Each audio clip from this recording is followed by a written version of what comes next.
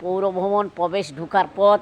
এটা অফিসের চত্বরে আজকে শনিবার ঠিক সন্ধ্যায় আমরা আছি এই পৌরসভার অফিসের সামনে। একটা ঋষি বঙ্কিমচন্দ্র চট্টোপাধ্যায় একটা মূর্তি বসছে, অনেক বড় স্ট্যাচু, যাকে বলা হয় স্ট্যাচু। পূর্ব মেদিনীপুরের গর্ব ঋষি বঙ্কিমচন্দ্র চট্টোপাধ্যায় আনন্দমঠ লিখেছিলেন। এই পৌরসভার এগরার সমস্ত বাগান বাড়ি এই যে আলোর মেতে উঠেছে।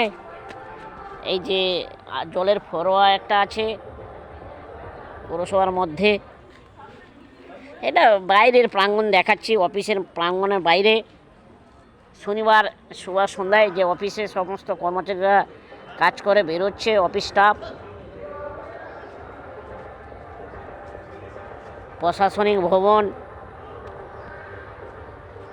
সমস্ত এগরার পৌরসভার সমস্ত অফিসের এখানে কাজ করা হয়।